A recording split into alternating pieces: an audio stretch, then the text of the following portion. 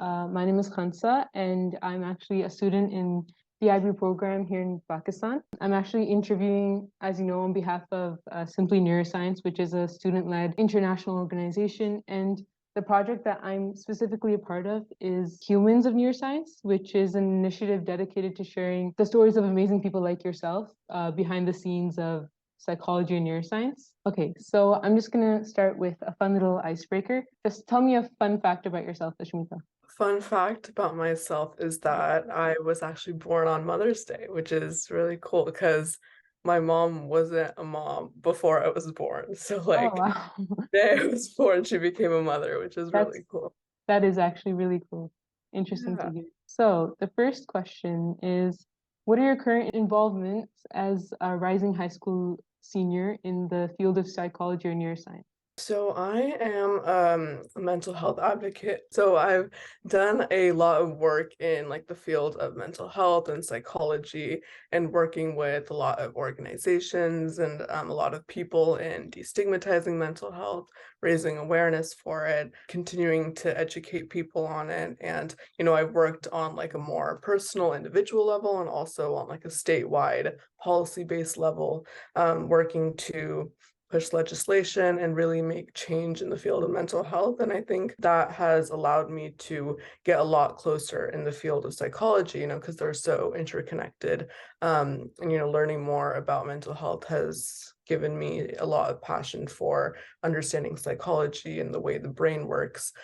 So from my experience with working with the brain and the mind, I've become very interested in psychology. So I looked into like a lot of research and I've done a lot of self-learning in the fields of psychology and neuroscience, because neuroscience is also very connected to psychology. So just learning about the brain and the mind and the body as much as I can has, gotten me into this field. And, I've had mentors in this field and I'm just doing as much as I can to learn as much as I can.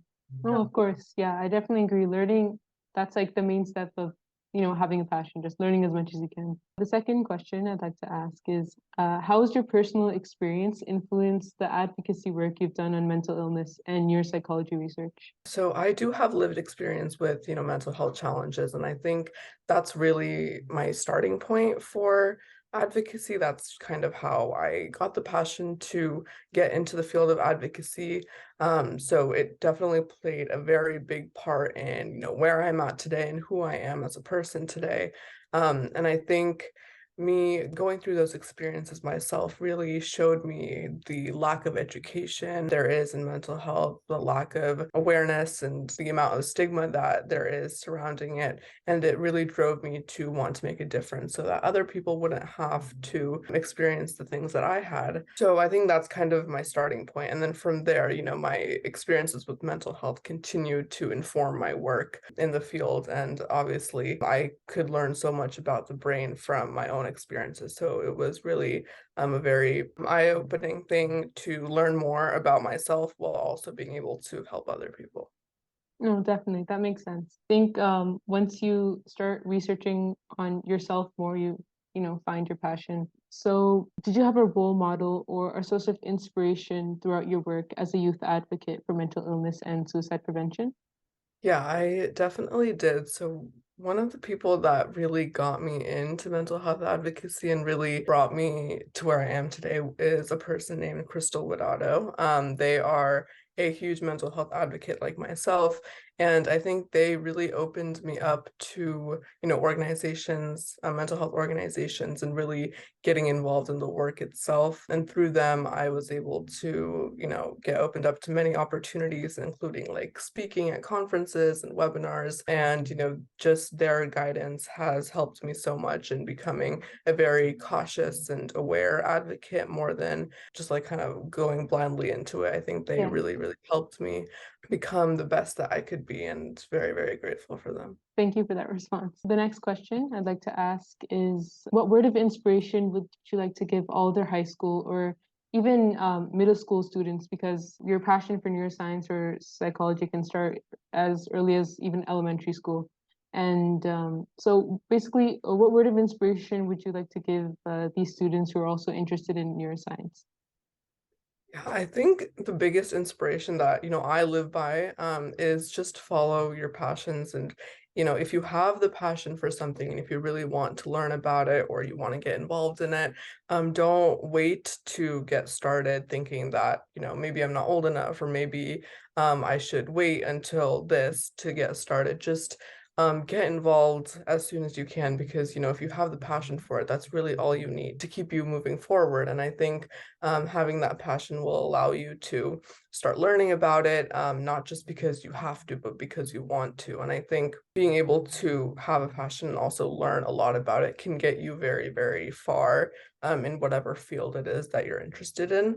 So yeah, if you really like neuroscience and you love learning about the brain, maybe start with, researching a little bit about it, start learning a little bit more about it, go to webinars. That was like a big thing for me in understanding and learning and educating myself. And if you have the passion, I think you will really enjoy doing that. And it won't be so much of like a, oh, I have to do this kind of thing, but something that you are really looking forward to do. Yeah, I definitely agree because I feel like people, for college admissions, they just pick one thing and then they go for that, even though they don't have a, like a passion for it. So yeah, I definitely agree with that. So actually, the last question, this ties back into the previous question. Do you have any advice for high schoolers who are actually looking into just breaking into research? And tied into that, where do your research interests lie? Yeah, so advice for high school students who want to get involved in research, I think really just start by educating yourself and doing that kind of self-learning in the beginning. So, just like going on the internet, typing up whatever topic you're interested in, looking into the articles or the journals or whatever pops up, and just kind of starting to expose yourself to whatever content it is that you are interested in. Sometimes it can be like difficult to understand because of, all the scientific jargon or whatever fancy things that are in it. But I think the first step is really exposing yourself to that kind of material. And then eventually from there, learning more about it and getting more comfortable with it. So really just trying to get involved on your own is probably like the first step. And then, things like attending webinars. I think that's a really huge thing. There's lots of like free webinars on so many different topics that you can attend. I know Simply Neuroscience has a lot, just attending those and learning from professors and scientists and a lot of different people is also a great way to get involved in, academia and like research. And finally, I think really making connections is a huge, huge thing. Having a network of people that and can reach out to in regards to, maybe like a mentorship or someone you can learn from.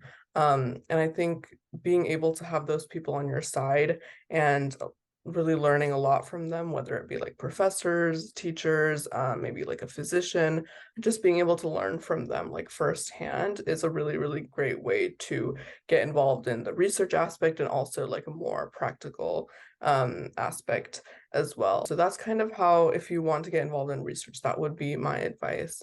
And the second question was, what areas of research am I interested in? Yeah, what areas are research?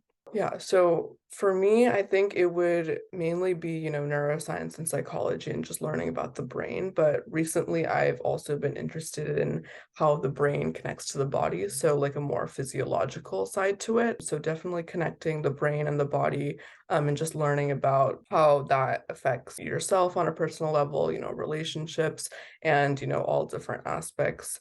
So, just anything connected to the brain, I would say, is very interesting to me, and I would love to learn more about it as always. Yeah, definitely. Thank you. So that actually concludes our interview. That was very short and sweet interview. It was actually a pleasure to talk to you, Ashmita. Thank you so much for sharing your experience with us. Once this interview is published, there's going to be a lot of like, I'm sure, high schoolers that are going to come and tune into the interview and listen to it. And I'm sure they'd love to hear your experience and all your words. And it's actually been nice to talk to a age fellow, I think, because I'm also a rising senior. So yeah, it's been a pleasure to talk to you. Thank you so much for your time. Yeah, thank you so much for having me. It was great meeting you and getting to talk a little bit about my experience. Thank you. Yeah.